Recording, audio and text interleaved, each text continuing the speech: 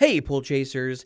The time has come for Pleatco to announce the 2020 Perfect Pool Guy Gal winners. We encourage you to check out their live online awards ceremony this Thursday, November 19th at 7 p.m. Eastern Standard Time. Don't miss out as 2 of their 16 finalists have a life-changing moment. Click the link below to register and we will see you there. So, for today's episode, we have a special one for you. We have our very own repair mechanic from Brothers Pool Service on with us.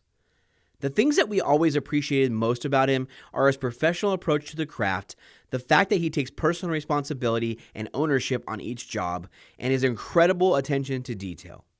We have a discussion along with Kyle, our service manager, about the day-to-day operations at Brothers, the procedures we built together, and the communication it takes to run a successful service and repair division. He also breaks down his approach when replacing a full equipment set that you don't want to miss. We learned so much from him over the years, and we are very excited to share some of his knowledge with you. So please enjoy episode 124 with Danan Burns.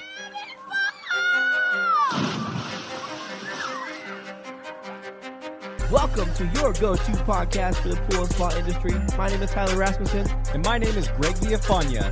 And this is the Pool Chasers Podcast. All right, well, look who we have in here. Got Danan Burns. Thank you so much for joining us today, Danan. Thank you. Yeah, so let's jump right into it. You know, we know all about your story, being in the military and being from Illinois, right? Yeah, born in Illinois, raised most of my life in Southern California. Nice. So why don't you walk the listeners through kind of what your life looked like before, getting into swimming pools? Well, obviously grew up in Southern California. Moved to Las Vegas for my senior year of high school, and I had a bunch of family members that were already in the military, and my cousin had just joined the Navy, so I figured that would be the route for me. And I decided to join the Navy, thought I was going to be doing something completely different than what I did, because the job was classified at the time when I did it. So what we were called was ocean systems technicians, and I thought literally from the explanation at the recruiter's office that I was going to be mapping the bottom of the ocean floor. Yeah, not so much. So after boot camp and getting into what we call A school, where you actually learn your job, it turns out that we were actually going to be hunting submarines through underwater hydrophones that were fixed positions in the ocean, and we just triangulate them with certain sounds. And in certain areas, rates in the Navy, you work in different hertz spectrums. We worked in the low hertz spectrums, anywhere from 50 hertz to like 200 hertz, 205, 210 hertz.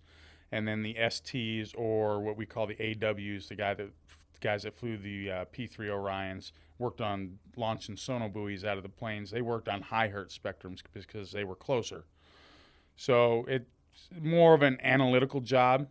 At low hertz spectrum, water will allow the sound to travel further.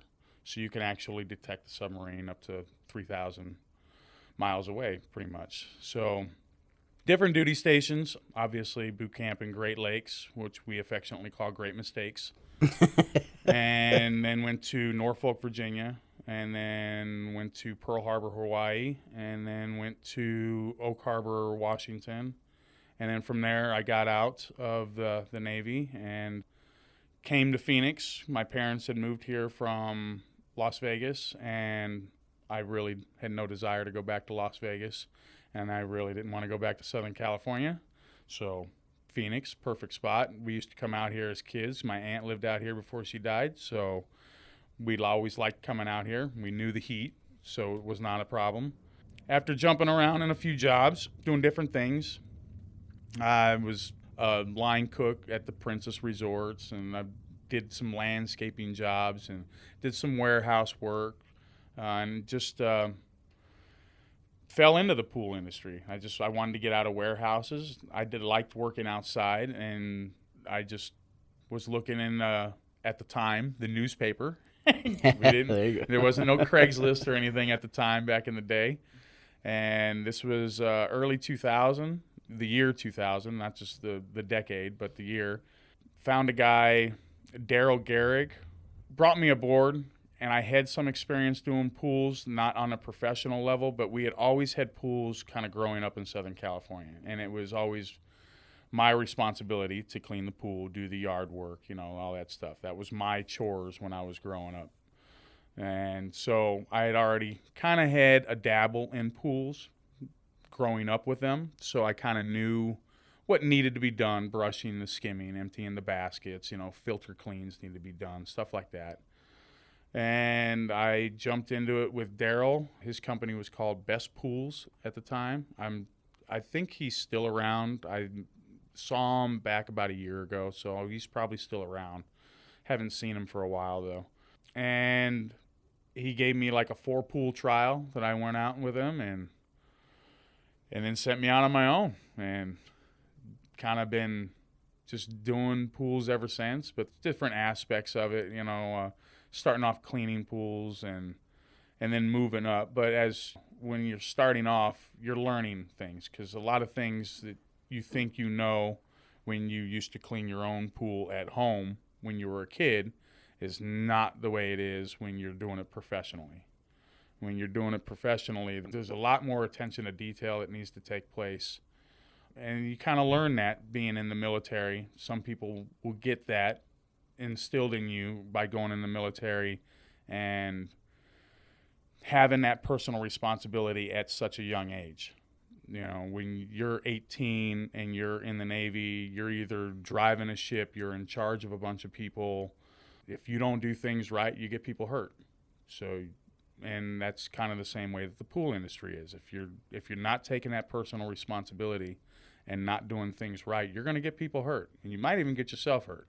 And so with that personal responsibility, getting into the pool business aspect of it was kind of easy, because I'm kind of OCD myself. I tend to like to do things right the first time, and that goes back to my childhood and my dad raising me and always telling me that if I didn't quite do something right when I was doing my chores, I'd have to go back and do it again, and that makes you mad.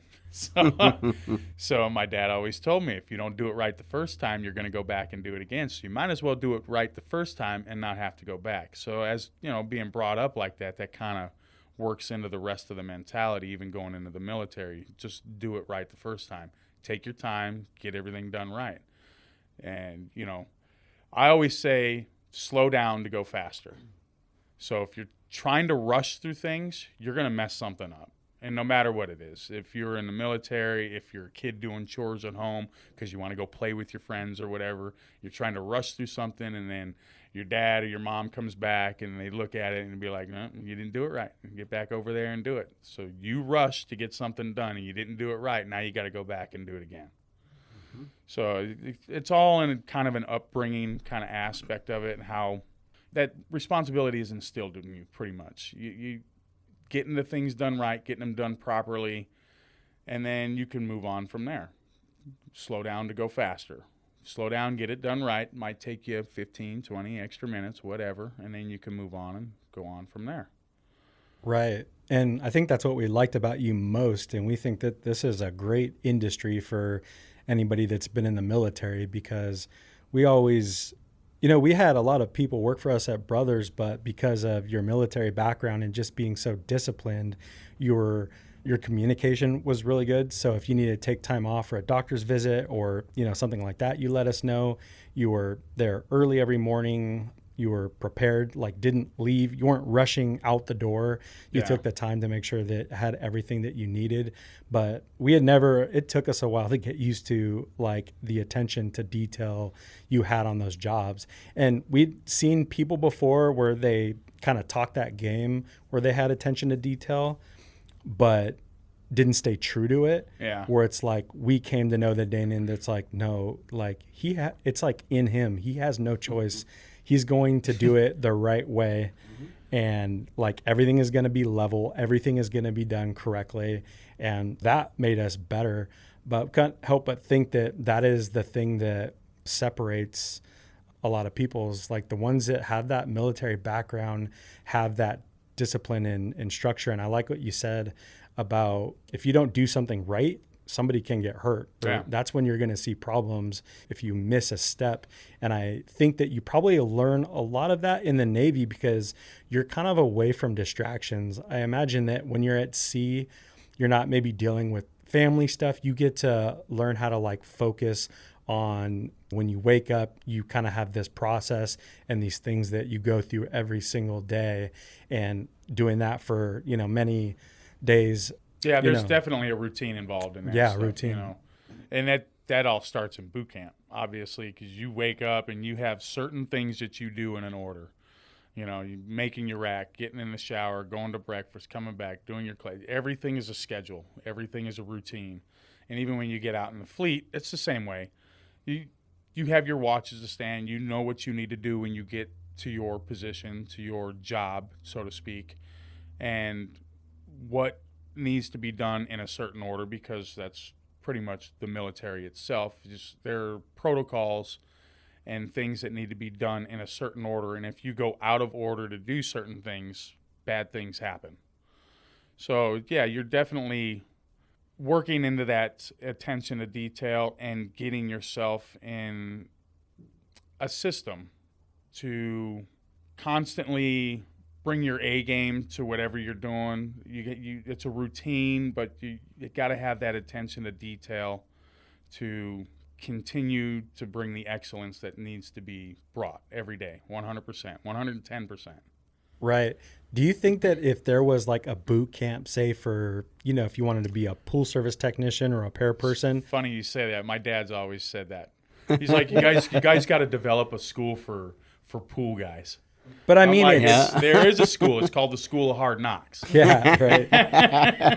But if there was like a structured program, because I think a lot of people that get into the pool business, myself included, kind of come from maybe a different upbringing where a lot of those things were not like taught to some men and women. Whereas if you want to be a pool service technician, for instance, you go to this month-long program where you learn to, make your bed every morning. You wake up early, go for, say, a mile or two run, and you get into a routine, because I think you start to feel good because you start to feel like accomplished. And maybe you have never had that before, but going through all of that, I think, because what I've seen in a lot of military people is that like they keep those same values from boot camp. Like they might not have been in boot camp, it could have been 20, 30, 40 years ago, but for some reason, like they make their bed every damn morning, and I'm guilty of that. Yeah. every morning I get up, I make it before I get in the shower. So, and that's a lot of the military guys will even tell you that's where your day starts. That's that first accomplishment, making your bed. And then you can go from there and accomplish the rest of the day at 100%. So that's always how it's been, is you got to start somewhere, and you might as well start making your bed. Mm-hmm. So. Yeah. And we were, skip forward a little bit, but we were talking a little bit about your time at X Pools, and as people know, Michael Dennis, which is the owner of X Pools, has been our mentor for quite some time now. But we've talked many times about you kind of being part of the dream team back in the day with them. Yep. Can you talk about who was on that team and what things looked like back then? Because I think when you talk about it, we're just like in awe, like, man, that'd have been sweet to be around, for sure. That group of individuals that was just handling shit, just handling business. Yeah. You had your stuff, but when you were around other people that felt the same way, it probably feels good to do your job and be a part of something, right? Yeah, absolutely. That's, when I was with X Pools, we had a great crew. We had David May, who's now working for Fluidra. We had Michael Schaffner, who I still believe is working with X Pools. He's a mechanic over there now, so he's been with Michael for quite some time. I think he's probably going on 13 years. I started with Michael back in 2007, and that's kind of where that crew came from. We had hired David. Michael was already there. Schaffner was already there. And we had another guy there, Aaron, who wasn't in the military. Michael Schaffner was in the military. David May was in the military. I was in the military. Even our mechanic, Tony, was in the military. Our other mechanic, Scott, he was in the military. So it was pretty much a whole company full of military Shit, guys. was Michael just Man. like standing at the Yeah. docks when you Now guys we were know. coming off the boat? Yeah. Or what? Scott was in the Air Force. Tony was a Marine. Michael Schaffner and David were in the Army. I was in the Navies. And then the only one that was part of our crew that wasn't in the military was Aaron, but he still had a great attention to detail, and he loved the industry.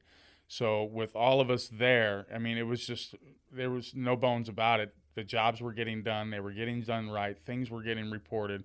Everybody took care of their pools like they were their pools. Our customers were our customers. Yes, they were the company's customers, but they were our customers. Mm-hmm. So we learned our customers, and I talked to them. So anytime like our customer had a problem, they didn't call the office. They told me, and then I would communicate that with either Michael or Tony or one of the mechanics in the office to get out there and get something done. And not to mention that if they had guests coming in town, that we're going to fire up the heater. So, okay, it's cold. We obviously don't have a lot of chlorine in the pools. We're not putting a lot in the wintertime. You got company coming to town. I'm going to boost this up a little bit, and then I'm going to leave you something a little extra in case, you know, if you guys are really hammering the pool, you could just throw a little extra bag of shock in or a couple more tabs. So that's the big thing about learning your customers, and then that attention to detail that everybody had over at X-Pools at the time. And it was kind of the dream team. I don't think I've ever been part of a technician aspect of that crew tighter than that crew was back then. We all did. I mean, you know, Michael did the stuff like we did at Brothers. We did our trips at the end of the summer and stuff. So we were all pretty much brothers. We all got along. We partied together. We worked together. We worked well together. Everybody had that personal responsibility that those pools that they were working on were theirs. And how serious did you guys as individuals take training? Yeah, I'm sure Michael had something set in place, but did you guys want to be professionals and Yes. constantly want to, you know, notice things you didn't know or find things you didn't understand and try to educate yourself on it? Everybody did that was working there at the time. I was big on wanting to learn heaters. Just always wanted to learn everything about heaters. I wanted to know how they worked, what happens when they break, you know, air codes, all that kind of stuff. I wanted to know about heaters, and I would always pick Tony's brain. And then Michael was always a continuing education kind of boss. So we would always have training weeks when the pool and spa show would come to town. And every once in a while, he would just bring guys in from Hayward, or, you know, when Blue Square was starting out, he would bring those guys in. Paramount, we'd take a trip to go over to Paramount's facility out there in Chandler. And so there was always that continuing education, and everybody always that we worked with at the time always wanted to learn. And that's why, you know, I became a mechanic, because you kind of fall into this job and then you fall into caring about this job.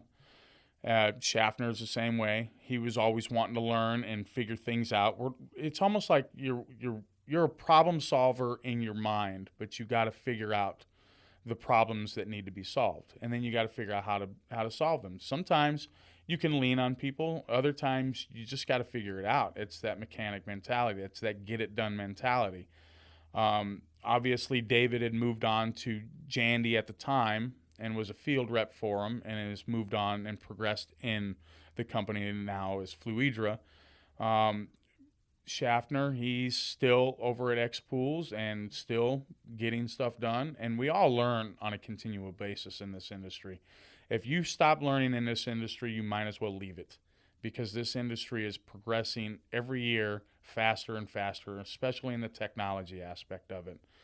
When I first started doing pools, Aqua Links, Aqua Switches were the prime stuff out there. And these were old versions of that stuff. And now everything is being hooked up to the internet, and you can control your pool from 10,000 miles away. So if you're not learning, you don't have that desire to learn like all of us did at that time, you're going to get left behind. And if you get left behind in this industry, it's hard catching up. Yeah, and I think you're right. I think you have to have that desire, because that's going to help you remember that stuff. Because for the life of me anyway, I was always blown away the shit that you knew. Like when we would go do repair bids or, something that couldn't figure out, and you would just see something from like 20, 30 years ago and be like, oh, it's this. It's, it's probably because the internal, mechanism has probably got, something in there or whatever it may be. Yeah. I'm like, how the hell? There's not even anything written on this. There's like, it's like trial and error thing, and that's what it is. But that also comes back to that mentality, that mechanics mentality, that you're a problem solver. You want to figure these issues out and get it. You want to fix it. I want to fix it. I want things to work right. I want to make customers happy. And it's also an accomplishment in my own head as I figured that out and I fixed that, Mm-hmm. And that's a big part of it. That personal accomplishment that you feel when you fix something, it's like you want to stand up and go, ah, I got it. With pools, that's a really cool feeling. Our passion to seek pool industry knowledge and being able to share that knowledge with you is the reason we started Pool Chasers. Turns out Pentair has several ways for you to gain knowledge as well. Take, for example, the Pentair Master Service Program. This is a program designed to recognize dealers, service technicians, and other pool professionals for completing desired training modules. It gives you the tools you can use to troubleshoot Pentair installations in the field and become a master of Pentair product knowledge. Be rewarded for educational activities designed to enhance your Pentair knowledge as you move through the certification levels. With 3 levels to work through, becoming a certified Pentair professional has never been easier. It's training that rewards you and your business. But the real value comes from building your confidence in the field to ensure the customer loyalty you need to keep your business growing. We encourage you to check this out, so to become a certified Pentair professional today, visit pentairpartners.com or click the link in the write-up below. So this is when we actually first met you. I was actually running on a treadmill at the gym, and we had put, that we were hiring for a repair mechanic. And I saw your name pop up on there, and I'm like, okay, who's this? And you kept getting, a bunch of like kind of weird resumes and different things like that. But I was just looking at the years spent at X Pools, and the list just went on and on and on. I stopped that thing and I freaking jumped right off, and I like just left. I was done. I probably just started, and I called Tyler and I was like, dude, we gotta, I'm gonna send this over to you, but we gotta talk to this guy. And then Tyler saw it and he's like, holy shit.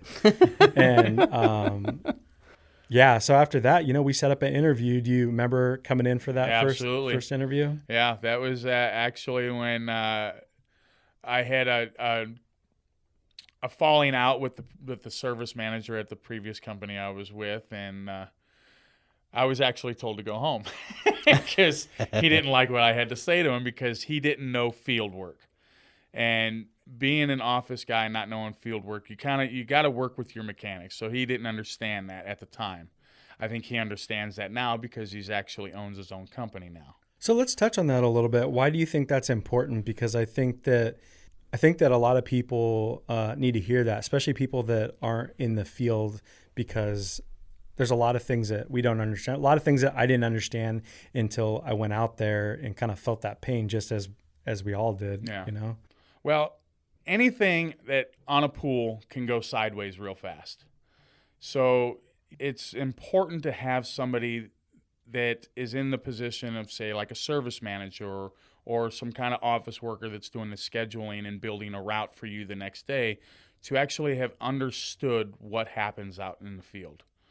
What the process is of walking into a backyard and figuring out an issue with the equipment, with the pool itself. Somebody that doesn't have that kind of experience out in the field will load your schedule up and doesn't understand that this job, you might think it takes an hour, because to every office worker in the world, everything takes an hour, and it doesn't. So they don't understand that when you get out there, it might be something like that, real simple, real fast, but that can turn into something else real quick. I've walked into pool equipment areas where everything I touched fell apart. Unintentionally. Just you're trying to fix one problem, and then you turn around and there's another problem. And then you fix that and you turn around and then all of a sudden you're there for 3 hours. And then the people in the office that don't understand that, they don't know why that you're not at your next job, or this customer's calling up because you were supposed to be there already. I'm like, I can't leave this property until it's fixed. And having somebody that has experience, that has been out in the field, like a Michael Dennis, because he was a field tech before he actually owned his own company. So he understood what goes on out in the field and that jobs can be moved. In some companies, if you don't have that kind of mentality from somebody that has worked in the field and that is doing your schedule now, that things can happen and things might need to be moved, it's hard to get that into their head sometimes. It's if you've never done it, you're not going to know it. So you actually need to get out there and get your hands dirty. You need to, this is what we do out here. You know, if you're just sitting in the office taking phone calls and trying to field what a customer is saying to you, that's not exactly what is happening on site. I don't know how many calls I've taken from customers that tell me, you know, their filter is bad, and I go out there and it's their pump. Yeah. You know, or they got, you know, something wrong with their pump won't start, but they're calling it their engine, you know. Right. Exactly. You know? Yeah. So you're trying to, and having that mentality, the field knowledge, especially when you're fielding those phone calls and understanding what can go on in somebody's backyard, definitely helps. And if you have somebody in there that doesn't, they don't understand what you're going through out in the field and how sideways things can get real fast. So when I was previously with this company, and that kind of happened, I'm like, you can't load this up 10 jobs and expect 10 jobs to get done when I know for a fact, looking at what I have on my schedule, this is a 2-hour job. I've done it before, so I know how long it's going to take me. This is a 3-hour job. That's a 1-hour job. That might be a 5-minute stop. So there's only so many hours in the day you can work, and that's what I was trying to get through to this guy at the time, and he wasn't taking it too well. So I was told to go home, and I'm like, well, you sent me home, bro. Indeed is right here on my phone. Indeed it is. And I found you guys and threw in my resume, and I swear I wasn't like 20 minutes later, I got a phone call. Can you come in for an interview today? Absolutely. Was I panting? Oh, yeah. It was the same day, huh? Yeah, it was the same. I forgot it was the same day. It was like an hour later. I don't even think it was an hour later. And what did we set it? I think it was like 1 o'clock or something like that. Mm-hmm. And and came in and met with Tyler, Greg, Kyle was there, and had a discussion about what I knew about pools. And obviously you guys wanted to know my background and how mechanic-wise I was in fixing equipment, installing equipment, plumbing-wise, and all of that stuff. And I had some experience. I worked for Shasta for a little bit and obviously worked for Michael. But when I mostly got into repairs is when I went back to Northern Illinois for a little bit. I worked for a company up there called Rockford Pool and Spa. They didn't do cleaning. They didn't do pool cleaning stuff. They built pools, and we did up in Northern Illinois, you have vinyl liner pools, so it's different than out here than gunite pools and plaster and PebbleTech surfaces. These are all vinyl liners up there. So I learned how to trowel sand bottoms, and I learned how to work on heaters because every pool and their brother has heaters up there. And Brian Munn, he was my mentor up there learning heaters from when we started on millivolt heaters and going up to LDs and LJs on the Jandies. And then we were a Hayward shop up there also, so I was also working on the FD heaters. So I got a lot of experience, and Brian kind of brought me along and let me fail to let me succeed. So he stood back after a few jobs of him doing it and me watching him. He kind of just stood back and said, okay, go ahead, figure it out. And if I was doing something really stupid or wrong, he'd be like, no, don't do that. Yeah. So, and that's good because you need somebody to kind of teach you, because nobody's going to know everything. And I still don't know everything. Nobody does. I call people for help all the time. Hell, I called Tony a couple weeks ago when I had that light issue. So I call tech support all the time because I run across stuff on a JXI that I've never seen before. I'm like, I don't know, hell, beep beep beep beep. I'm gonna call tech support and find out what the heck is going on. And sometimes those tech support guys aren't the best either because they're reading off a script. Mm-hmm. They're not field guys themselves. They're taught in a classroom pretty much, and they have a book of troubleshooting guys, which is fine. I have that same book, but they've also run across a few of these issues that aren't in that book that happen from time to time out in the field, just not all the time. Not everybody sees it. So it's nice to have somebody that is building your schedule, that understands what's going on. And when I came to you guys and the hiring process with that, you guys were absorbing a lot of stuff. You guys wanted to learn, wanted to grow, wanted to build, wanted to be number one. And that was key to me because I want to be the best. I don't want to be some average schlub out there, can't do a glue joint properly, and you got to go back to a house 3 and 4 times because you can't do your job properly. And that's what you guys were bringing to the table, was you guys wanted to be the best. Yeah, and I will say for myself in the very beginning, like, it was pretty intimidating, kind of being around you, even in the interview, because you knew so much.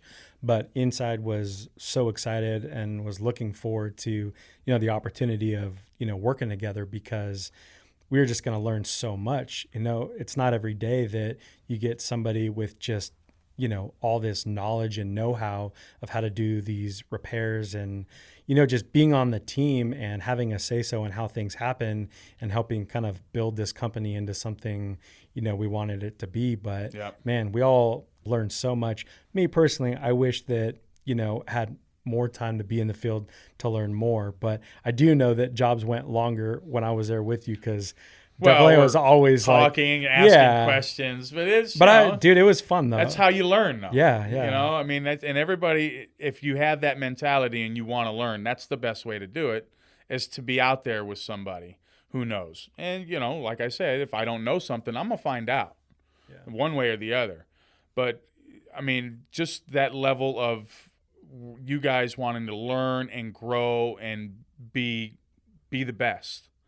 I don't know that I've ever heard you say that. That's pretty cool. That's what made the real impact on you? Yeah, absolutely. Because, I mean, you guys, to me, the whole point of coming over there was to grow the business, make it number one in Scottsdale, and get big.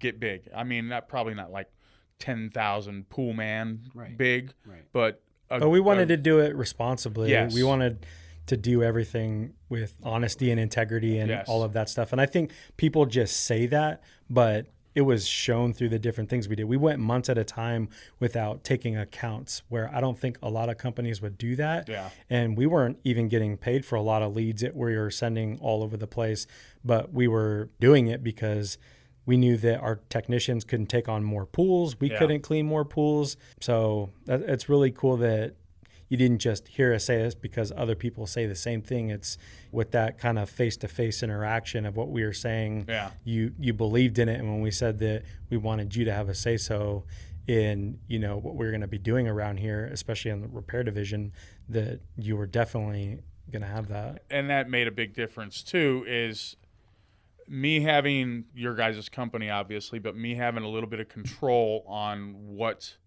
was going to go out on the field, what needed to be done.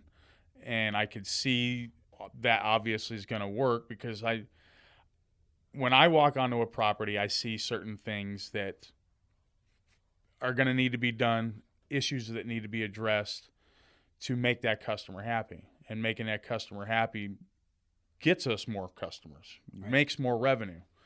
I know you guys were big on the Yelp, so I mean, obviously getting those reviews and getting the Yelpers to call us and get obviously more business, start selling some more product, make more revenue for the company, will help build the company up.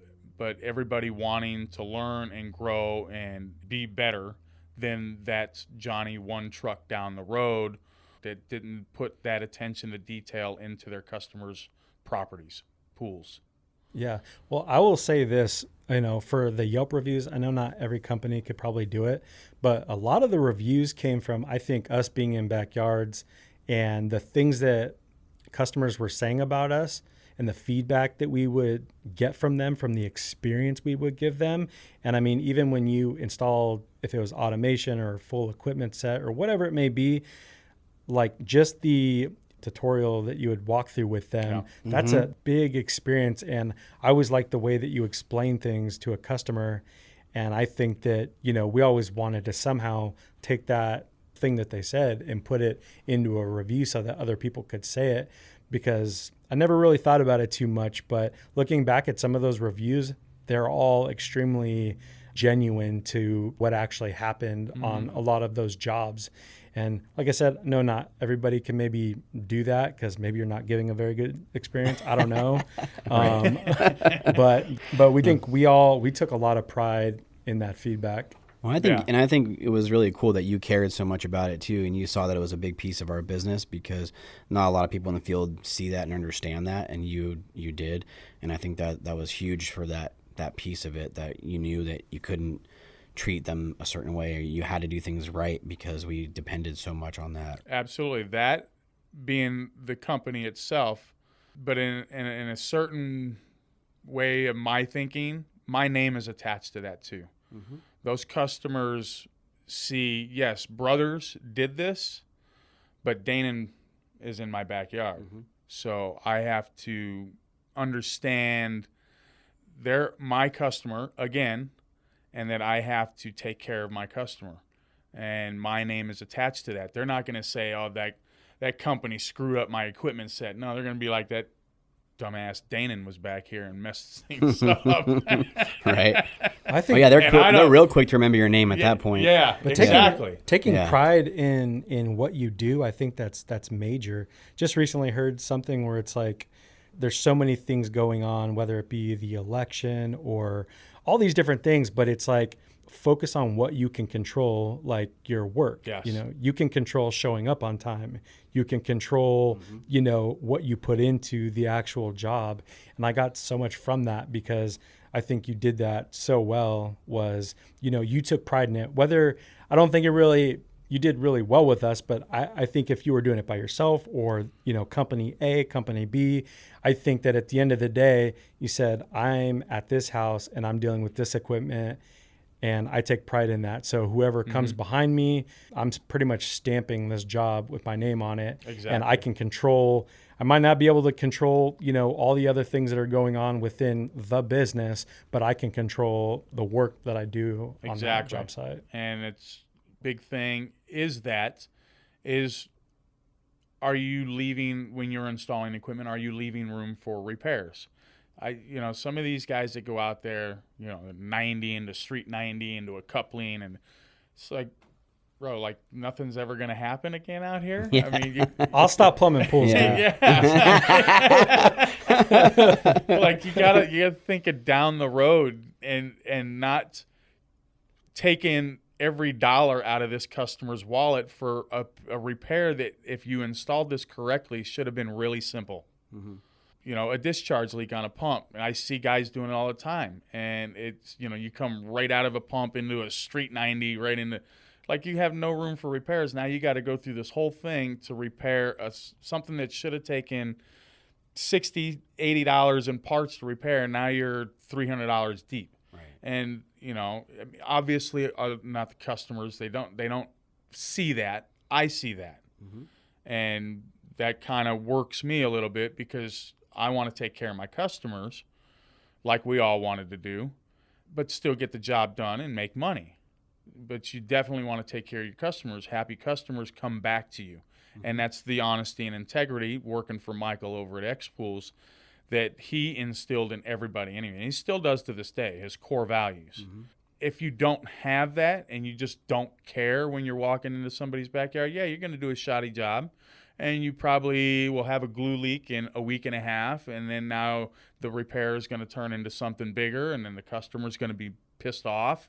And now you're going to have to deal with that. And then they're going to want, well, you should have fixed it right the first time, and now you got a billing issue. Yeah. And it just turns into a nightmare. Trickle-down effect. Yeah, absolutely. Yeah. So if you just install stuff right, take your time the first time, as we go back to the beginning, doing it right the first time is just slow down to go faster. And the way I plumb, some people don't like it, but I'm very anal about my plumbing. I like right angles, everything level, clean plumbing. I don't like 45s going every which way. And you look at somebody's plumbing job and it looks like a slide at Wet n Wild,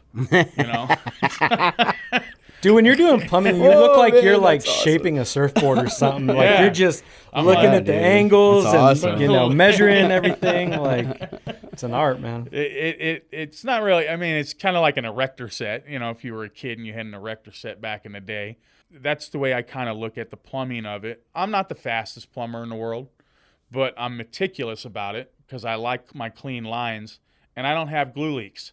Except for the one SGS cell that popped up. Yeah. So I take pride in that.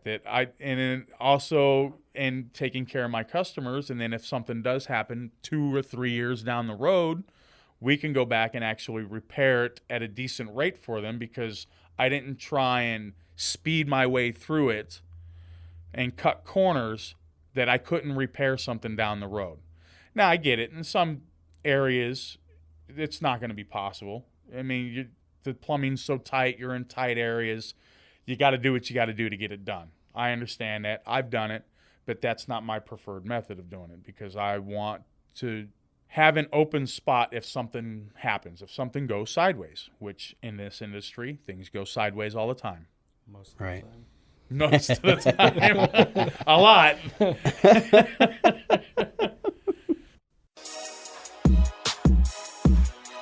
Hey, Pool Chasers. Are you looking to invest in your business after a big summer? Well, if you've been thinking about adding leak detection as a service offering, now is the time to get connected with Anderson Manufacturing to find the equipment and resources you need to get started. Anderson is a source leak pros trust because of their honest advice and tools that get the job done right. This year, to better connect with you during an uncertain trade show season, they are offering one-on-one video conferences to bring the show experience to you. Schedule a time now to learn about leak detection opportunities, see live product demonstrations, and put together an equipment package to fit your needs. They even have show specials that are available for a limited time. To learn more and sign up for a meeting, visit leaktools.com/show. That's leaktools.com/show or click the link below. Yeah, man. I want to go back to your way of thinking for a minute because we had a repair manager in place when you first started, and I didn't get the opportunity at that time, I guess, to really learn how you worked and understand that. We knew you had talent and brought a lot of value, but we had put him kind of over you, and so I didn't really understand and learn the way you thought about jobs and the ownership that you took on for them. So I remember, I'm sure you remember too, but the one time we were talking and I got upset with you and I was like, dude, I don't know why you care. You get paid by the hour. I'm sure you remember that because it was a big argument between us. But, I didn't really take the time to learn that because I wasn't overseeing you at that time really directly. But it was like I came to appreciate a lot the value that you really took pride in your work and owned that pool. Like if I'm in the backyard, my name's on it. And I didn't understand that when I made that statement, and nor did I understand how pissed off you were going to be or why. It took a. Well, that kind of comes from Michael too, is being in the backyard. He has always told us that you're the last professional back there. Mm-hmm. You own that backyard. Mm-hmm. If something happens, somebody gets hurt, you're responsible. Right. And that's kind of the way I always approached my jobs. Even now, is they're my projects, they're my babies. And I want this thing to go right no matter what. If I have to take off and go get parts to come back, this job is getting done today. I'm not going to mess around with this. And, I get paid by the hour at the time. But that didn't matter. These were my projects. And it's probably a fault of mine that I take things a little personally because I want the job done right. And my way, I guess I would say, is I take that responsibility on for the homeowner and getting that job right. It's also the homeowner and the company at the same time. You're taking those two worlds and making them collide, and I'm in the middle trying to make everybody happy. Yeah. I'm trying to make the company happy, I'm trying to make the customer happy, and I'm trying to do my job right. Right. 110%. And I don't want to go in there and cut corners. Well, I think you said something to the fact of like, don't ever say it to me again or something. I think I probably did. Because the hourly part doesn't matter to me. I want to get the job done right. Yeah. You know, no matter what. Well, even when you were talking about somebody's building your schedule, because I built your schedule for the last probably year and a half we worked together. Yeah. You know, I want to talk about that relationship a little bit between, you know, owner or repair manager and technician, because I think we worked a lot on that and worked together to build a good rapport. But I did repairs, but not to the extent that you did them. Yeah. So we, you know, in building your schedule and understanding that, I think it took a lot of time, and that's a piece of what, when we hired you, we wanted to learn and build it together, and the piece that you were allowed, we wanted you to be in on. It took a while, man, because, you know, it wasn't always an easy or no, good it's a learning curve. Yeah. And it was going to be. I mean, we all kind of knew that. Everybody's got to learn. I got to learn you guys got to learn me. And then when you started doing it, but, I mean, it happened fairly quick. It wasn't like it took forever. Sure. You guys going out and doing the bids and getting these jobs and taking the pictures. Pictures are always key, especially for me coming back knowing what you guys said and what I got to look at when I go out there and what I'm looking at in the pictures, what I need to take with me. Right. When you were starting to build them, the jobs, the schedule, a little heavy, and then, yeah, we had our times together. It was like, you got to move this job. It can't get done. It's got to be moved till tomorrow. And yeah, when you make a commitment to customers, yes, some customers aren't going to take too kindly to that. But when you're trying to make a commitment to one customer versus another one, I know how long it's going to take me to do a certain job out in the field. I'm going to be honest with you. I'm going to tell you that just can't get done today. I'm just sorry. Right. I mean, we're going to be out here till 8 o'clock at night and be out here with floodlights to try and get stuff done, and that's just not going to happen. Right. You know, I'm going to be hungry. Mm-hmm. Well, I think, you know, we had the repair manager in place, and I was still kind of taking those jobs and giving them to him, and he was putting them on the schedule. So it wasn't really, and then you just were pissed off all the time. And Greg and I had to figure out, like, what's happening, man? Like, and it took a long time, and finally figured out that middleman piece was a big part of it. Yeah. But, you know, he was like, this guy, he has the work he wants. You know, we gave him everything he wants, the van, blah, everything we did, and he's just pissed off all the time.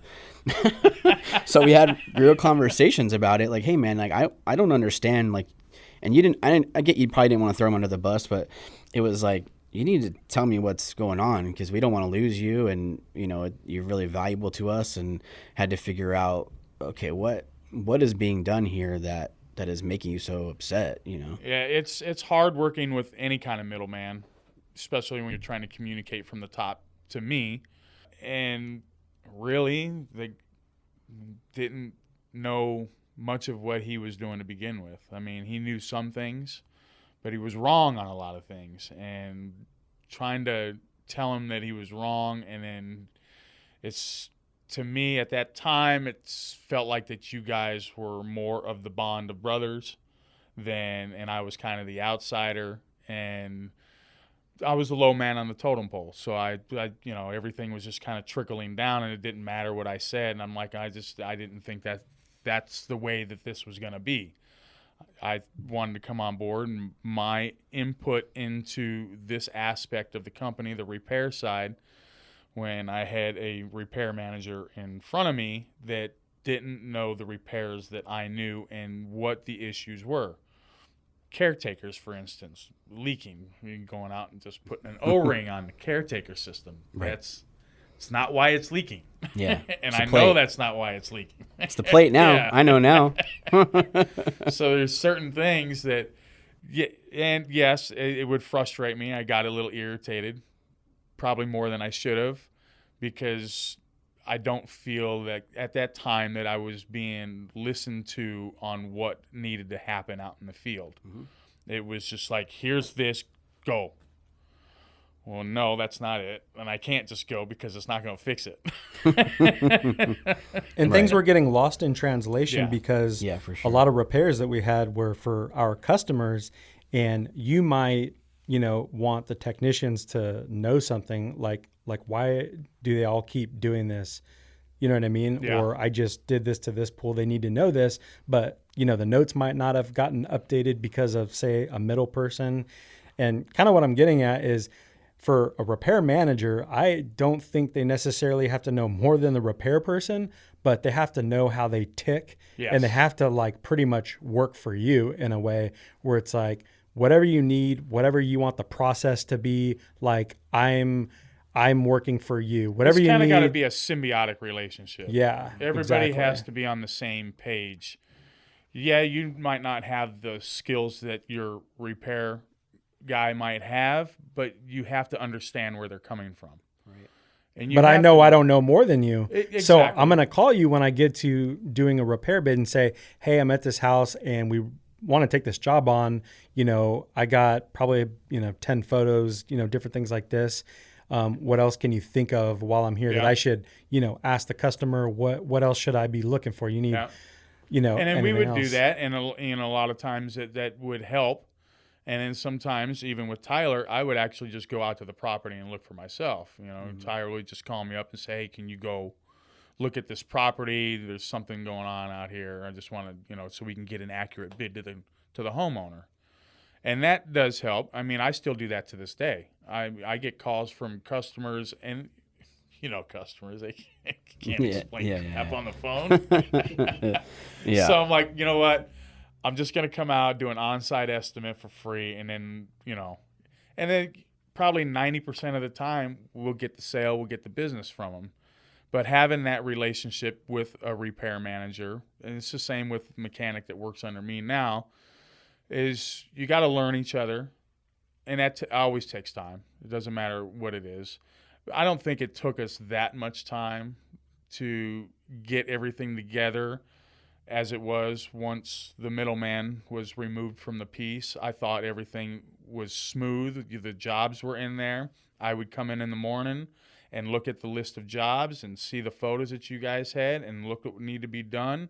We'd get an order list together, and then we'd order the stuff up, go pick it up, and go get these jobs done, take care of our customers. Mm-hmm. I thought before the company was sold that we were flowing. I thought we had a great thing going, and we were going to build this thing. Me too. That was the goal the whole time. Yeah. Which is why it worked. And I think the biggest takeaway from it is to really, because I know far less than you, but that wasn't. I never focused on that. It wasn't like I need to know stuff. I need to know what I need to get so that you can do your job. Exactly. That's the real piece that's key in all that, is if you're going to oversee somebody, no matter what their job is, you need to understand what they need to do the job properly, which is we worked on all the time. And when I first started doing bids and taking pictures, they were crappy pictures or not the pictures that you wanted. And then I would ask you, you'd be like, well, this looks like shit. I can't see this. And I'm like, all right, well, the next time, I'll get this angle. And I still do that today. I'm sure you do. But our techs, I asked them to take pictures. I'm like, you guys suck at taking pictures.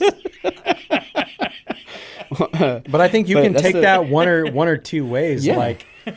If you can train yourself to be somebody to kind of get razzed a little bit, and when you go out there, be like I'll show you some good pictures and just step up your game.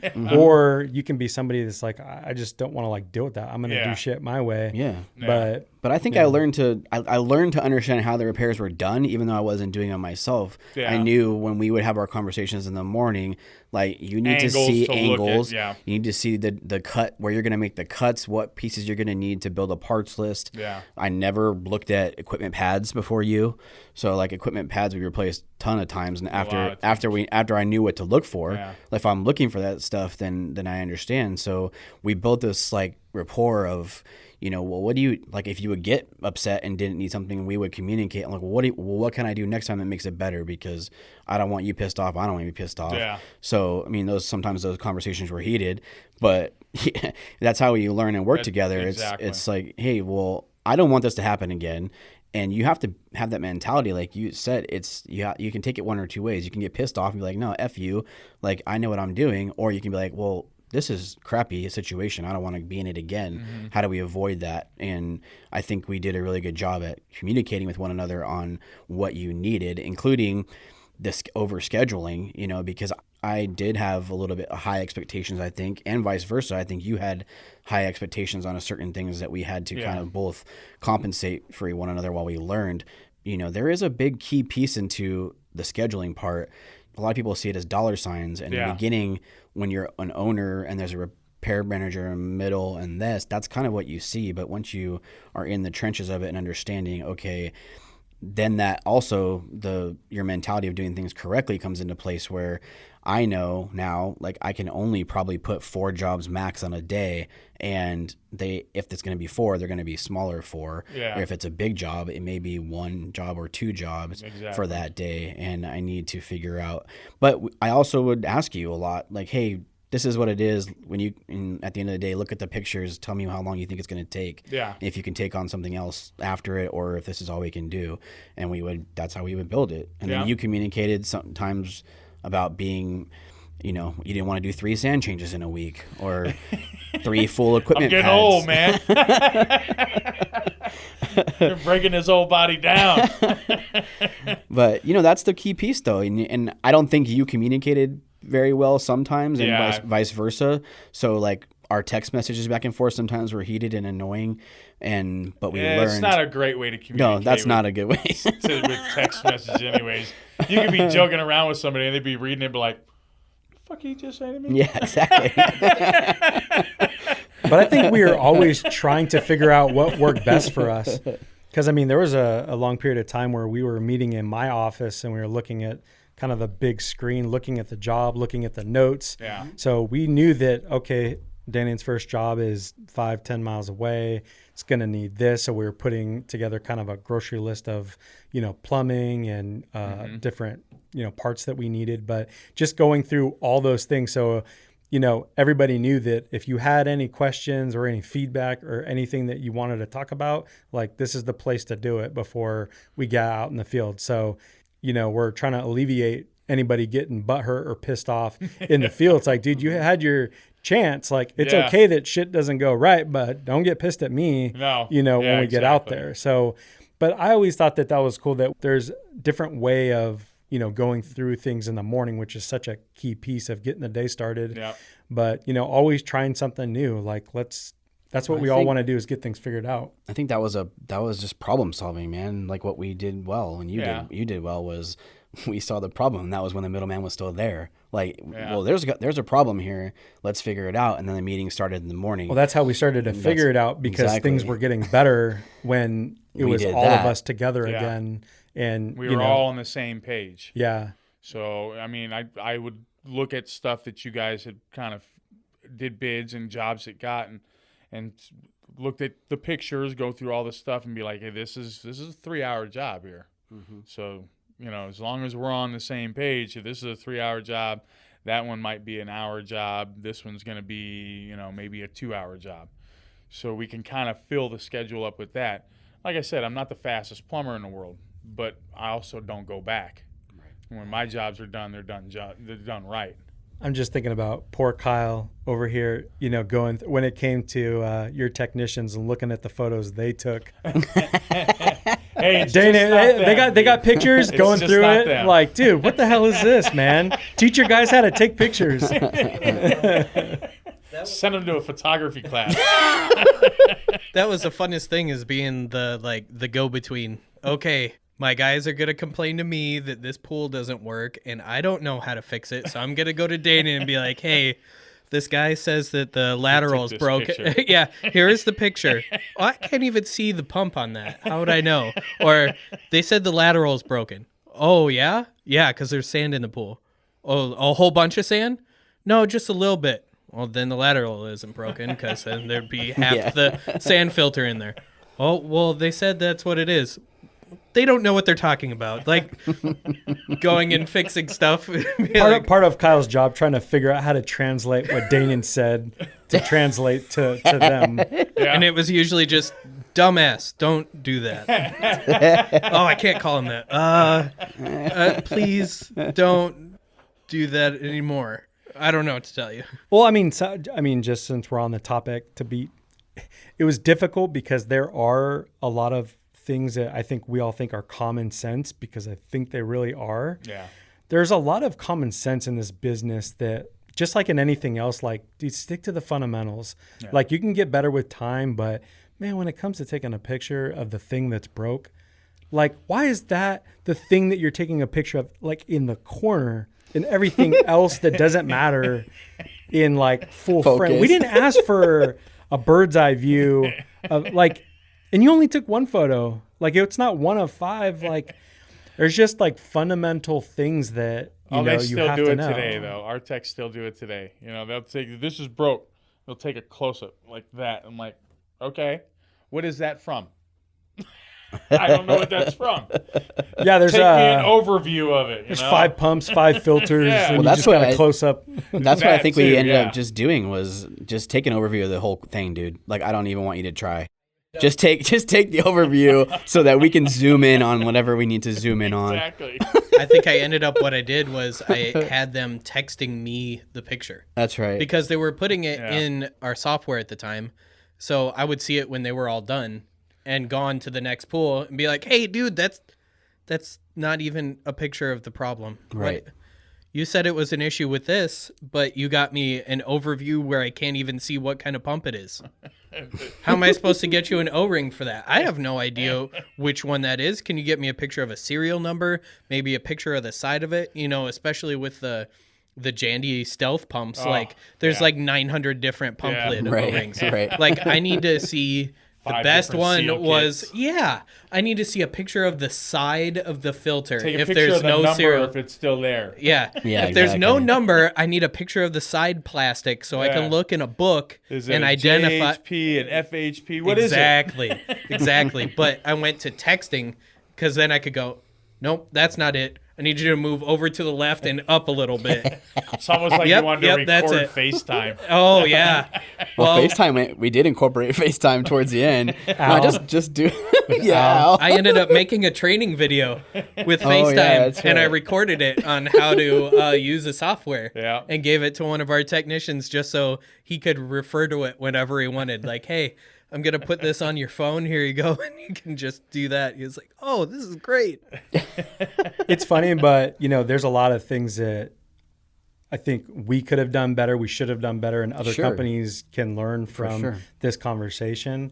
Is that I wish that in those situations we would have explained to the technicians why we need that part number and what that represents. Where it's like, I want you to take that picture, and at the end of the route, why don't you go to SEP and why don't you show the guy behind the counter like that number so you can see this process all the way through, Yep. what Right. that number represents and what. So maybe that it starts kind of resonating with somebody, what I'm doing here. Because I think a lot of times, we ask these things, but when you don't know why you're doing it, you don't really know. I mean, to us, it's like common sense. Like, we need the numbers because that's how But it's when a you're skew. having meetings with your technicians, you're trying to explain that to them, and some of them get it, and some of them just don't care. They're there for a paycheck. Yeah. And I think for people listening, like, don't be afraid to go back to the basics. I know some people are like, I already know all this, but there might be some people on the team that need a refresher on, what we need to be doing when we're documenting repairs that need to be done and how to go about it. Because I think some people might really not know, because those are kind of little things that I don't think that you might really learn in a CPO class. That's more kind of technical training. Whereas, what do I need when, even if you don't see part numbers, like, you need to take a picture of like the whole unit as a problem and then a close-up, because even just having that shape, we've seen filters that have been spray painted to match the exterior of the house, different things like that. And say you're a technician and you don't know what filter it is, I guarantee you run that picture by, somebody, experienced repair person or technician, they're going to know what that is.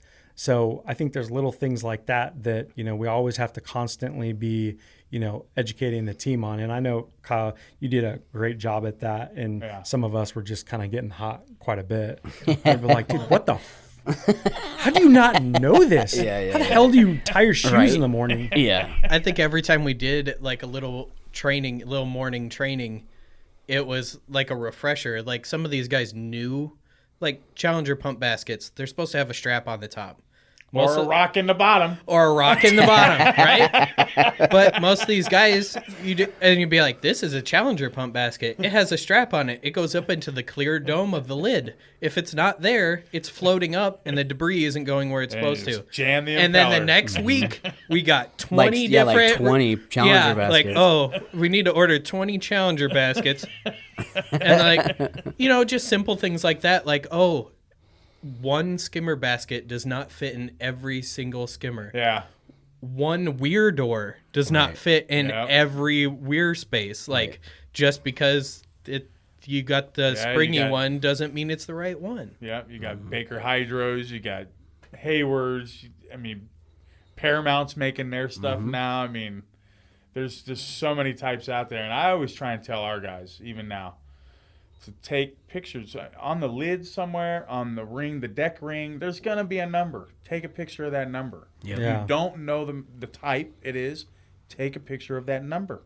It'll help everybody out. Yeah. Yep. And back to the training just for a second, if there's any technicians listening, know that the most disrespectful thing you can do to, I think, a pool service company and the people that are presenting information is to tune them out. You've got a group of technicians that you care about and you want them to be educated, and you pull out your phone, you're looking at your phone, or you're just not making eye contact or anything like that. Do not do that. Like, be a professional, take this serious. I mean, shit, you work at McDonald's or Pizza Hut, they have you in some kind of training. Right. Yeah. Like, how many times I seriously just like, Oh, I made an example of a few, but there's quite a few that I'd be like, dude, if there's anybody here that needs to listen, it's you, because you fuck everything Right? up. Actually, this training was made for you. Made for you. Actually, everybody can start work. You keep your ass here. Stay here.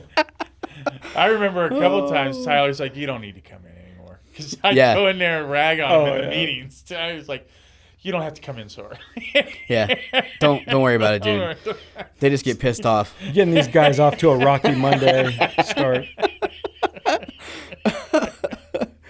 Well, because awesome. I know why you were frustrated too, because the ones, it seemed like the more vocal ones about, and they were trying to like talk like they knew what they were talking about. Yeah. But you were the one actually doing the repairs behind some of these guys. Yeah. Where it's like, it's funny that you say that because you don't do it, or right. I'm glad you know.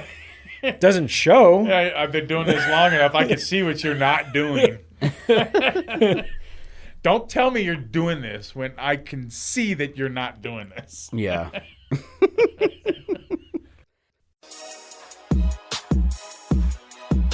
How many of you shop with only one wholesale distributor? I mean, why do we do that? It's great to have options just like you give your customers options, right? And you never know when you're going to need a part. So why not check out Pool and Electrical Products, also known as PEP? They are an independent wholesale distributor of pool and spa products. PEP does not supply online or big box stores, and they have been proudly serving the pool and spa professional trade since 1992. Today, they operate 28 convenient locations throughout Arizona, California, and Texas.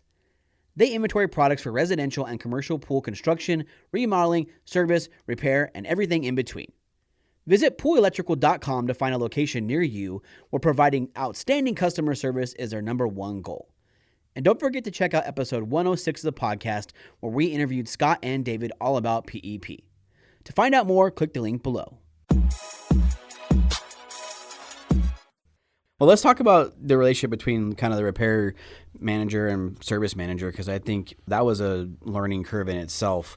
You know, I think I want Kyle on here to kind of talk about his side of things, because, you know, there is a key piece in that in making your team better. And if you can work on it properly, then it can do wonders, but it also takes some time, doesn't it? Yeah, and I think I'll set the stage a little bit, because I do feel bad for Kyle, and I love you, Kyle, for never using your lack of time in the pool industry. Like I never heard you use any excuses. You just kind of learned and just kind of rolled with the punches. But I think we all kind of, I don't want to say took advantage, but you just like did stuff and you learned and kind of took on a lot, where I think everybody kind of forgot that you just came from a freezing cold climate that never had any swimming pools and went from a technician role into a manager role, which was deserved. But, you know, I just wanted to kind of set that stage a little bit, because you go from that to then kind of, you know, working with Danan, that is polar opposite, that has been industry veteran for a really long time. And yeah, so I'll let you get into it now. I used a lot of, it's shaped kind of like this, and it's made out of this material, and it's not working. And it was, I think at the beginning it was really difficult because I didn't know a lot of the things, like what they were called. Yeah. Like, so I don't really lingo. Yeah. So I don't really remember, but were you like comfortable enough to be asking Danan for help, or when you were trying to explain that stuff? Yeah, usually I was asking him right when he got there, right when he was trying to figure out and plan his day. Yeah. And not a good time wanting to talk to me at that point in time, because he's got stuff to do. He's got to prep his day. He's trying to get this going, and also he was dealing with the middleman, trying to make his role correct. So going out to these pools and going, okay, well, the water goes in here. It goes in. Like, I could figure out how a pool works just by looking at it. Flow. I know how flow works. Yeah. I know what a filter does. It filters. I know what a pump draws. It draws in here. It goes out here. Nobody would have ever thought of that coming from a body mechanic. Exactly. I don't do mechanics either, so that was always the biggest thing. People are like, "Oh yeah, can you fix my power steering?" I'm a body guy. I take that part off and I send it to the mechanic, and the mechanic does that work. I'm a body guy. So it was always like that. I could figure out things, but... Well, I'm glad you said that, because I think that's crucial to know that the way...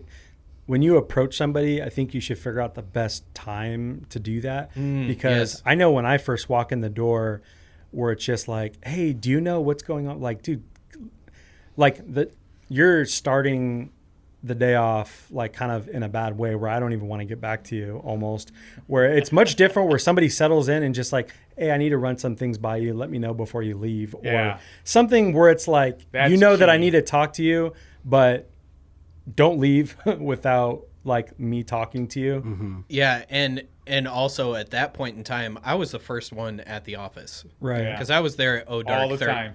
I was there at Dark 30. I'll come wandering in. So I'm there. Too late. No, you came in when you were supposed to come in. But I was there at Dark 30. I had already had 6 guys come in, 6 guys go out most of the time.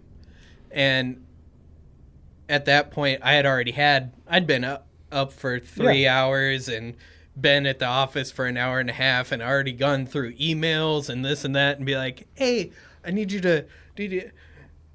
Nope, I haven't even looked at anything yet. Like, this isn't the time for a conversation. Still trying to figure my stuff out. Give me a minute. Exactly.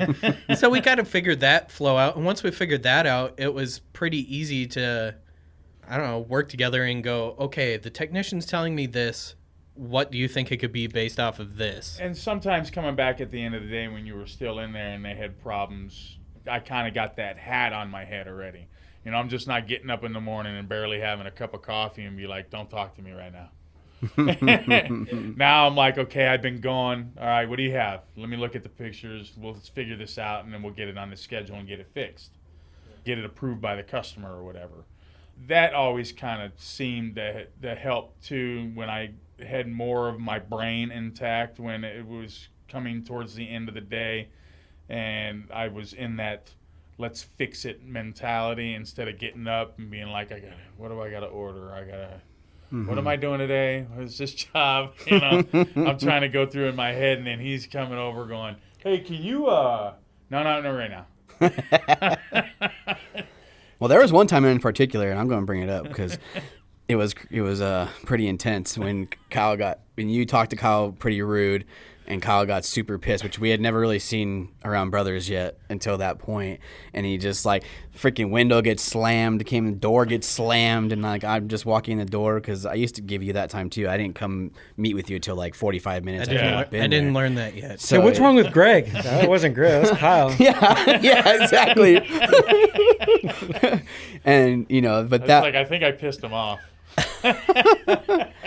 But that was a big learning curve for all of us at that moment. I think you realized later too that you can't talk to him like that. Yeah. And I had to step in as the owner and say, hey man, like you need to go apologize to him because I'm not dealing with it. I can't. Yeah. Like he's really pissed off. I don't even know. I've never even seen him like that. Like you must have said something not right. But that was a difficult thing because I had to approach because you were pissed off too. Yeah. So I had to like approach you. But hey man, before you leave, like I don't care what happened. Like you need to go apologize because it was a big deal. That's just that piece of that learning. Yeah. But I also think that you come from a different generation, and maybe the people that That's a nice way of calling me old. Yeah, well, pretty much. well, not even. There's people our age that act the same way around their friends, but you could be that way and maybe just kind of be messing around with your buddies or other work associates, and that's just kind of how razz each other. Whereas we weren't really like that so much. So when things got disrupted in that way, we were kind of about the culture and making sure that everybody felt comfortable, safe, and all of that, which sometimes can be difficult because of the type of work that's going on. But I feel like we're all kind of learning to adapt to each other's personalities. Yeah, and you always want to kind of have that bro mentality, but there's the level of get it done professionalism too. And we still do that. I mean, I always do that with the guys in the office. I mean, we'll bark at each other and have some fun and razz each other. But then when it's time to get the work done, shut up and get the work done. Let's go. Let's get it on. Yeah. We can mess around later. We could throw jokes at each other later and razz each other. You didn't do this. You forgot that. You freaking dumbass. Yeah. I think it's just important to be aware of your surroundings and empathetic for certain people, because it might be cool for me and you where you talk shit to me and I'm going to dish it back to you. And it's just like, fuck and you. All right, that's cool. You do it to somebody else and they kind of take offense to it. Yeah. And it's like kids, you have two polar opposite kids. There's things I can say the little one's going to crack But up. when My oldest one kind of is flare and somebody gets irritated about the other person and then both tempers come together, that stuff's gonna happen. It's bound to happen. You just apologize, figure it out, move on, and work through it and figure out, okay, we don't want this to happen again. How do we make this not happen again and move forward from it? Don't hold on to that crap, because if you start holding on to that crap, you create consternation within the company. You're going to have problems down the road. Somebody's going to end up leaving. So, right. For sure. And that's, when people don't get along, obviously somebody has to go. Right. And I always felt like you guys were always jiving a lot more at the end of the day. Yeah. I love the end of the days because I felt like when the work was done, everybody was happy and everyone could just kind of be at ease. But we were always talking, about jobs that were done that day. Kyle was talking about whatever the technicians found that day, whatever it may be. But that was kind of like where everyone could kind of be more at ease and, shoot the shit. And those were, good I always times. feel a little bit better at the end of the day anyways, because especially if it's a successful day. You got the, did a full equipment install, heater install, heat pump at the end of the day or whatever. Yeah. You're done. You accomplish that day. You're in a good mood. Let's get some beer. Right? Get some beer. I think it was great because I ended up, after that, us working a lot more together. It was like, oh, we got to get this sand filter done. Hey, I'll come pick up the dirty sand and the Yeah. carcass from you. That way you don't have to try to see how you could fit it in the van. Play Tetris. Yeah, Tetris the van. And then also you didn't have to deal with that aspect of the job. Yeah. So it was more of a get it into the buckets, put it over here, and then continue do what you're doing. Give me a call when you're doing that. I'll make sure I get over there, get that emptied, and then I could be there for a little bit usually, and I could go, oh, what do you got going on, and kind of learn a little bit more. Like that's when on-site learning. That's when I learned that the air bleed inside the sand filter will pop off, and that's where you'll get the little bit of sand. Or it'll just dry rot and break inside. Exactly. There. Somebody's putting way too much chlorine in a pool. Exactly. So those are the times that I learned the little things like, oh, weir doors. Hey, why are we putting these in? Why aren't we putting these right ones in? Because if we put the Hayward one in that's supposed to go in, it works. Mm-hmm. And this is why it works, and all these different things. So it was great. And plus, at the end of the day, it was like, hey, did you get that pump in? Yeah, it worked great, blah, blah, blah. And it was just kind of usually a camaraderie around the dumpster, because it was like, okay, help me throw all this stuff into the dumpster. And I think it was, we were talking about it the other day, Greg mentioned it, it was always great when anybody pulled up to the dumpster. Like, we would just gravitate there like, oh, let's help them unload whatever they have into the dumpster. Yeah. And it was just a really cool, like, oh, yeah, I'd roll up from SCP with the back of my truck completely full of stuff.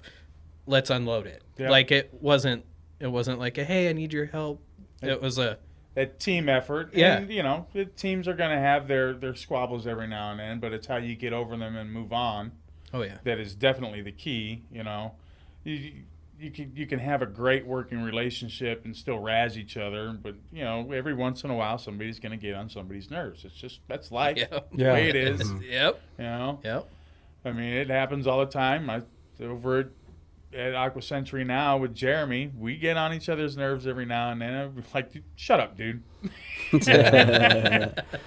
Well, I'd ask him for something, and he'd be like, "No, you told me to shut up. I ain't telling you nothing."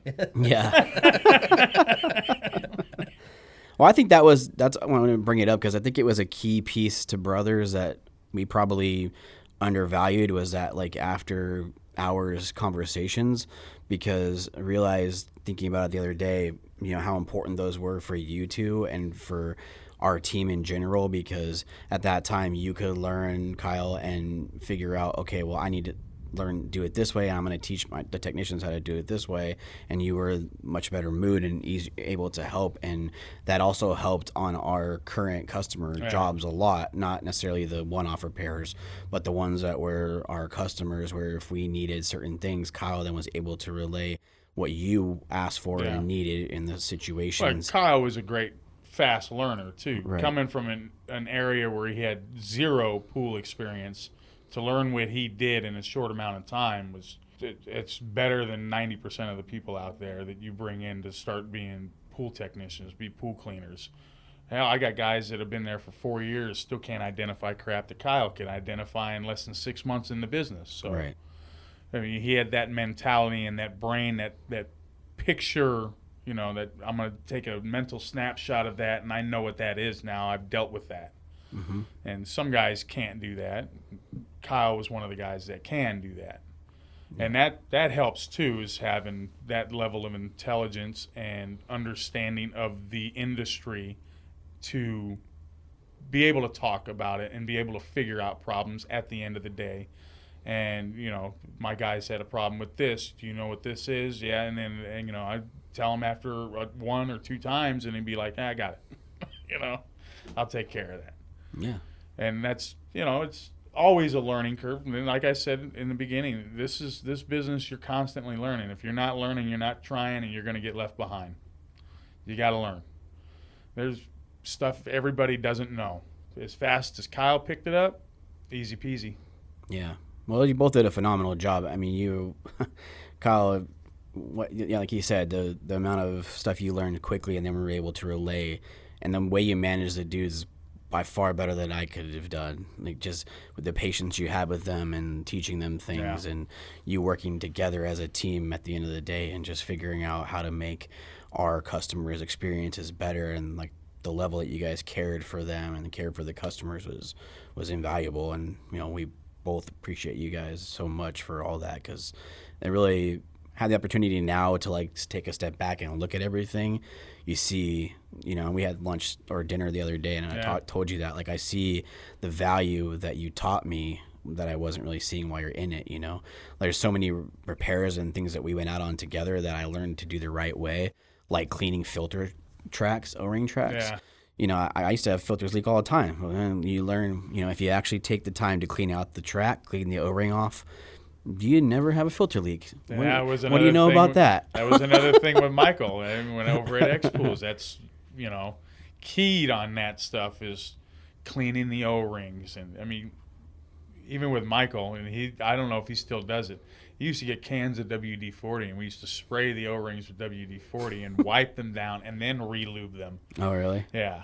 So the things with filters, I mean, there's still guys out there that do not take the care or the time to do a filter clean properly. Right.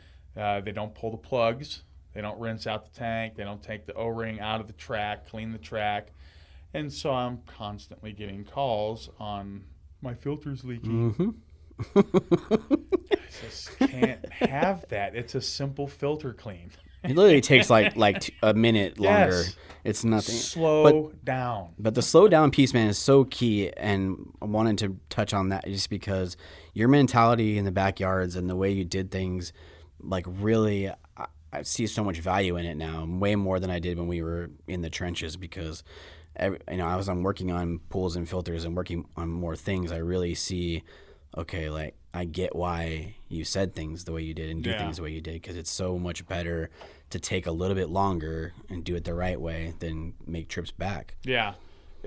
Go-backs are a big thing. They cost you money, number one. Number two, they're going to be a problem when it comes to your customer service. And now you got to communicate to the customer, or the customer's going to call you all mad that this is leaking, this didn't get done right, they rushed through this. I don't know how many calls I get even now. Your guy didn't knock on my door. I didn't even know he was in my backyard. That kind of stuff. You got to have that customer relation to them. It's their backyard. You're a guest in their backyard. Yeah, you're there to repair something, but you're a guest in their backyard. You got to treat it with some level of respect and do your job right. So, number one, you look good, me in particular, and you make the company look good. And then you get that word of mouth referral to their friends saying, hey, these guys did a great job putting in this equipment. You should really use them. Mm-hmm. And then it's easier to get customers that way than to have some guy pissed off and then put a bad review on Google or Yelp or whatever. And then you got 100 people seeing that review going, I ain't using them guys. Right. But go-backs always cost you money. I mean, if we charge a certain amount to get this job done, and you rush through it so damn fast that now you have problems, and now you got to go back for free. Mm-hmm. So now you got to go back there and either reuse parts and waste time, not really wasting it because you got to fix it, but you are wasting it because you should have done it right the first time. Mm-hmm. So now you lost 2 hours of labor and material. Yep. Because you can't charge them for it. Yeah, you can't charge it because you messed up. Yeah. Exactly. It's not like, well, we messed up, but I got to charge you an extra $150 for this. No. Because if I was a customer, I'd be like, nope. Yep. You will not be coming in my backyard again. Yep. So, yeah, it's key to not having go-backs from every aspect, from the profit and loss in the company to the customer itself and their reviews on your company and the person that was in their backyard. It costs money, but it also costs clientele. Mm-hmm. And in this industry, with as competitive as it is and everybody cutthroat, undercutting everybody, every Johnny one truck in the world out there trying to make a dollar, that if you do not take care of your customers, they'll disappear on you quick. Right. To go with somebody that's $100 cheaper. Right. But gets less quality. So the key is to making them happy and getting that quality in their backyard. Mm-hmm. Yeah, you're building that trust with them. Yes. You have to have their trust in order. And that's, people talk all the time about like, oh, they went with somebody $100 cheaper, like you said, Yeah. but there's probably a reason for that. You Exactly. probably haven't built that rapport or that trust. I mean, there are certain people that just want a cheap thing, but Yeah. if you have a client that you over the years have taken care of and you've built that reputation and trust with them, when you tell them that something needs to be replaced, they're cool to jump on get it. it done. Just get Yeah. it done. I trust you guys. Yeah. I understand. And same thing with like everything that's going on right now in the industry, with the tab shortage and everything. If you have that rapport with them and you've built the trust with them, it's much easier to talk about raising prices or Yeah. to tell them what's going on truthfully, and they're more than likely to say, okay, I trust you guys. I love your work, and you've always taken care of me. So if it's an issue, then I trust that it's a real issue and not something you're making up. So Well, there's a formula that I kind of work off of when it comes to bidding on pools that a lot of people don't do. Since we don't charge a la carte for chemicals, we do an all-inclusive price. We're not exactly one of the cheapest pool companies out there. Sure. We do charge a premium even for a single body play pool. right, But that keeps us above our margins and lets us have wiggle room if these things happen, like with the tab shortage. So I don't necessarily have to go out there and tell my customers, hey, I got to raise your rates $10 a month to cover a manufacturing problem in the industry that we don't have chlorine tabs right now. sure, Or, hey, can you buy this $1,500 salt system so we don't have to put tabs in your pool? right. Yeah, So- but when you have that trust, though, I mean, I think that's awesome, because that's the best way to build, to have that wiggle room. But but the point being, like, if you have that trust with them, you should be able to have those Yes. conversations much less difficult. And you can with a lot of them, and then you have your elderly clientele that aren't so keen on everything that they're telling you, or don't remember half of what you tell them. Sure. That does become a problem. But there are a lot of our customers that are, yeah, we get it, we understand, we watch the news, we see what's going on. Not like our industry is constantly in the news with the chlorine tab shortage, but everybody Right. goes into a Home Depot or a Walmart and they see that there's no tabs. Yeah. And we even got people calling up our shop, hey, can you guys get tabs? No, we can't. Right. We really can't. I mean, yeah, we have our tabs for our technicians because we have 300 pools to take care of. We can't sell you what we have. Those are Right. for our clientele. Now, if you want to come on and service, Right. There you go. I'd be happy to add some tabs in on that for you. There you go. Let me come over and give you a weekly pool bid. Right. Well, you mentioned your process in the backyard. Tell me what that looks like a little bit, I guess, when you're going to do a repair. Not necessarily a bid, but when you go into a backyard that you've seen the pictures and you're going to prep a job and get ready, like, what does that look like? An equipment set, for example, if you're going to replace an equipment set, Yeah. like what does the process look like for that? You Yeah. are ready, like you get to the backyard, then what's going through your head? So we just did one recently where we combined a separate pool and spa system, combined it into one. First thing we went to back there is leveled everything. Yeah. We replumbed everything from the ground up, moved pipes over, and we had a plan in place because of the pictures that we had of where pipes were going to need to be go. So we go in there and just, me personally, because I'm kind of weird like that, I have a Sharpie on me at all times, and I label what pipes are. Before I start cutting everything off, I'm like, this is dedicated suction line, this is a skimmer line, this is the spa line, this is a spa return, this is a pool return, aerator line, certain water feature. So I know what everything is, and then we'll cut it all out. I don't think that's weird. I think that's professional. Yeah. Well, it's not forgetting what the Smart. hell you're doing, Yes, too. exactly. I mean, it may not be the popular thing to do, Yeah. but it's definitely professional. Yeah, but- and then sometimes I'll snap a picture of it, and I'll stand back, and just, whatever we had in the shop is one thing, but when I'm out there, I'll take a picture of it so I can go back and look at, okay, that went there, just to make sure in my head, so you're not plumbing stuff backwards Right. and jack things up when you're rebuilding a whole return header or whatever.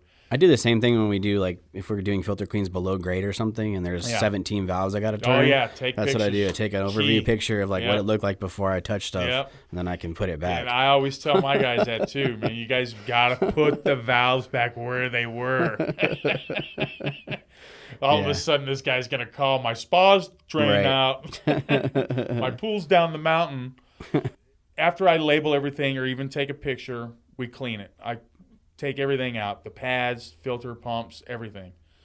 And in this case, we did everything. I mean, we put a new jet pump in, new IntelliFlow, new 420 cartridge filter, JXI heater, everything. Did the works on it. Combined the equipment and kind of getting a plan in place in your mind that's where these pipes are going to have to go, especially like when we're doing a combination, turning a separate pool spa system into a combination. You're going to have to dig trenches to get the lines to go where you want them to go. And then having that, I guess, picture in your mind of how you want that to look when you plumb it.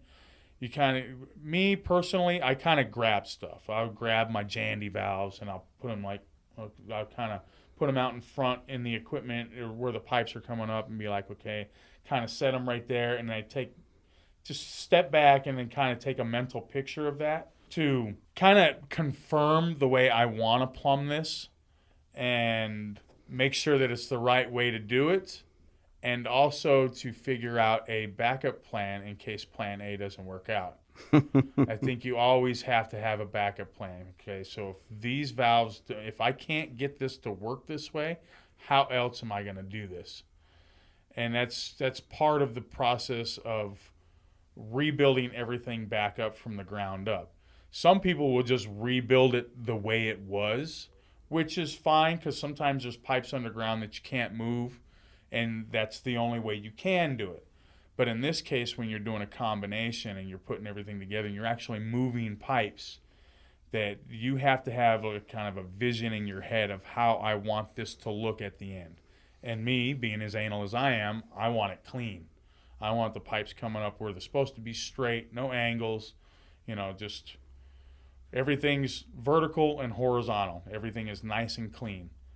And start building everything up, laying your pads down, measuring to get your suction header at the right level so you're not having to double 45 everything or do something weird, which on this particular job we had to because we could not move the spa jet suction pipe.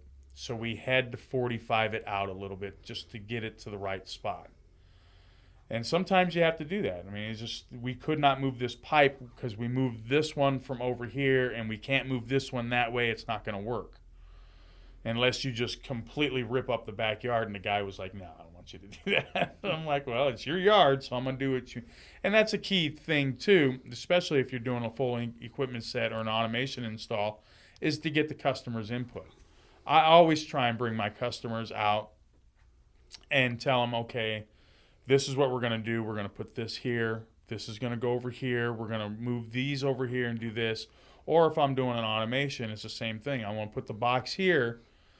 But especially if I'm doing an automation, I want to know where I can get great Wi-Fi signal at. So the location of the box is going to work compared to the equipment and in relation to the Wi-Fi signal coming from the house. So it's knowing the process of, and it takes time. I mean, doing this job for a while, you learn from your mistakes. I've screwed up plenty of times. Put stuff in the wrong spot, plumbed in a pipe backwards, because you messed up. You didn't pay attention to what you were doing. Mm-hmm. So after learning, screwing up a couple times, and you have a process in your head a system that you walk down in your head of, I need to do this and this and this, so this needs to be in this area, but I also want to get approval from the customer to make sure that this is what they want. I had a customer not too long ago that I put an antenna in an area that I knew we were going to have great signal, and he got mad because he didn't want it in that area. So, okay, I moved the antenna. Guess what? We didn't have signal. So, yeah. And I told him, I said, we got to put it back.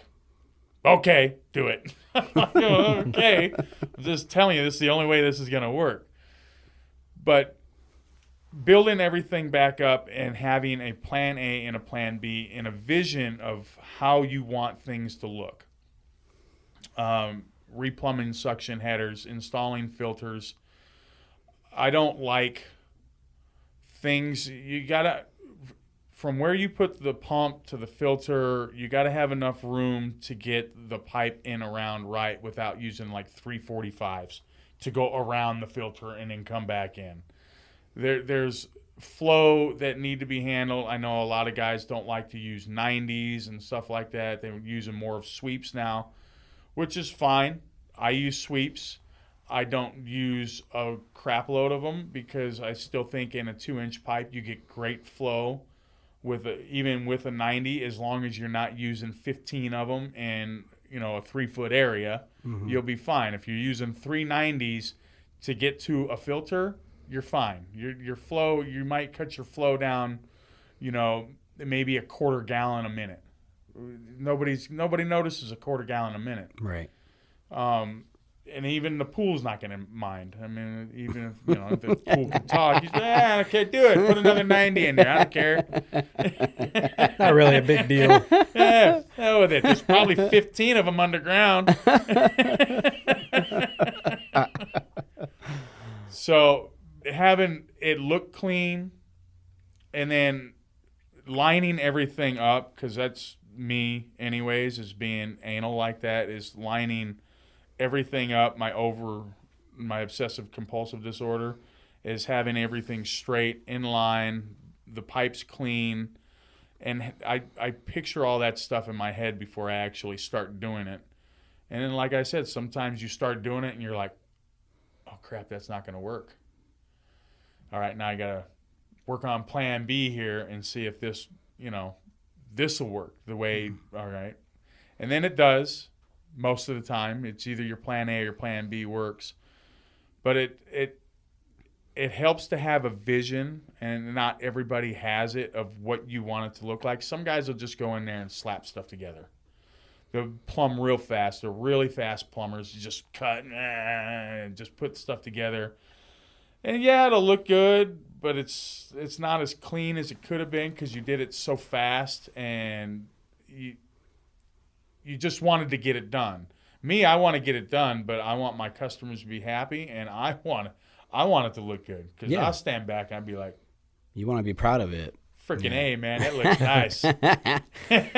Well, my new wallpaper. That's why we wanted to talk about it, because Greg and I were talking about the other day, like, we were spoiled with your equipment sets, man.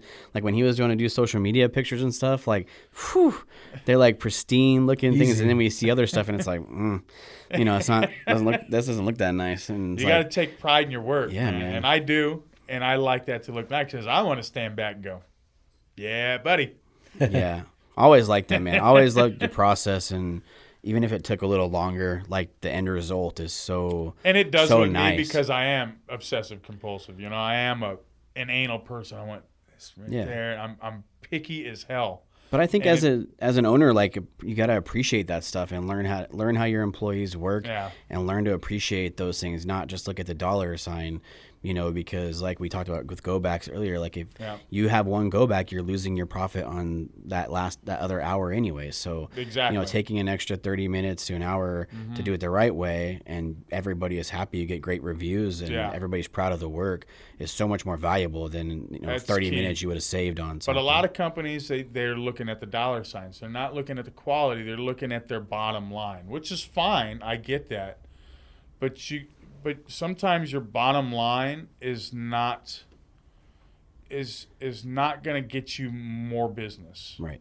Sometimes the quality is less on the property, and if you spent a little bit more time, made your customers a little bit more happy, they might give you better referrals and give you the numbers of their friends, and then you make more money anyways. Right. But taking your time, it's not like I intentionally do it that I want to just be on this property for 4 hours. No. Half the time I don't want to be on that property for 4 hours. Yeah, we know. Especially when you got a homeowner standing over you the whole time, That's just the looking worst. at you. Yeah. And everybody who's done mechanic work has been there. You need a hand? No, Yeah, go back in the house. I know, go in the Yeah. house. I'll call you when I'm done. I always like Danan when he looks like Harry from Home Alone. He's like Richard Fletcher, and he's like all heated, like he just looks like that. Like that's Go the inside. So what are you going to help me with? I know. If you knew how to do this, I wouldn't be here. Exactly. I just like to see how it's done. That's fine, but go stand over there. Yeah, I'm gonna start filling these up with sand. You can take these out I'm gonna to fart. the truck. Yeah, can't do that with you right Clear here. it out. Clear it out. I'm gonna make you move. Oh, man. But yeah, you want to. I mean, if the customer is wowed by what you did, then you're gonna get more money. And instead of them being pissed off and then telling their friends, don't go with those guys. Those guys suck. Yeah. And I don't want that attached to my name. So I'll take that extra time. I'll be a little bit slower, but it's done right. We're not going back. We're not having to waste money going back and do stupid fixes and waste more money on materials. It's just better. Go slow and you'll go faster. Yeah. Yeah, but that's got to be a team effort because It if is. you're doing that and nobody else is taking It's- pride in what they do, then it's people start to feel like, why the hell do I even care if nobody else does? Not only that, but in the owner's aspect of it.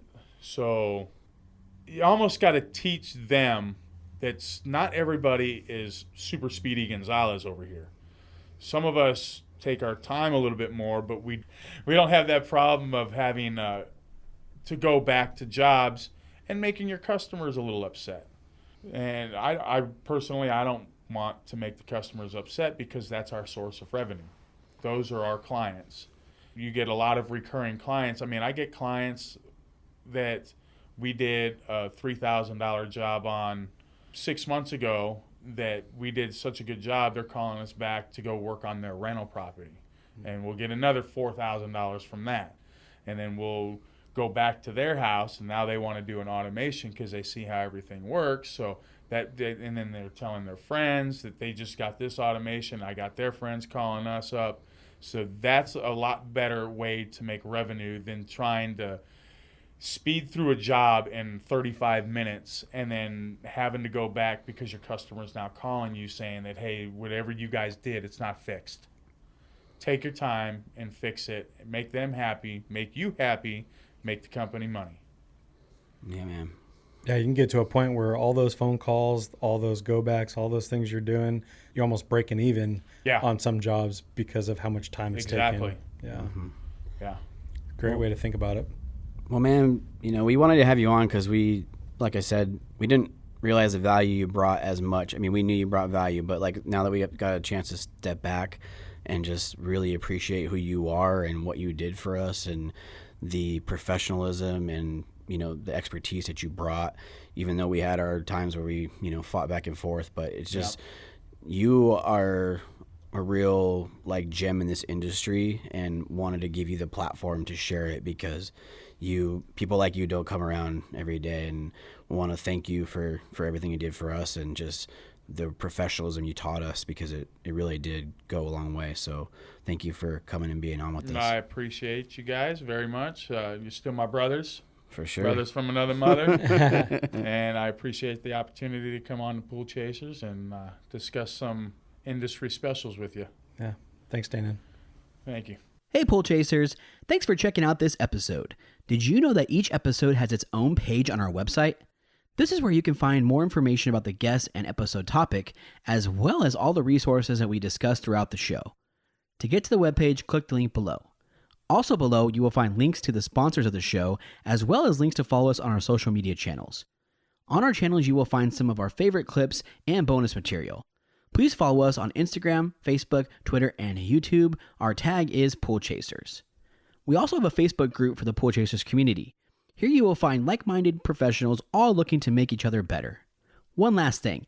If the episode has brought you value, please check out our Patreon page to support us. And if you could please rate and review the podcast, we would love to hear what your favorite topics are. Thank you for your time and your ear. See you out there, Pool Chasers.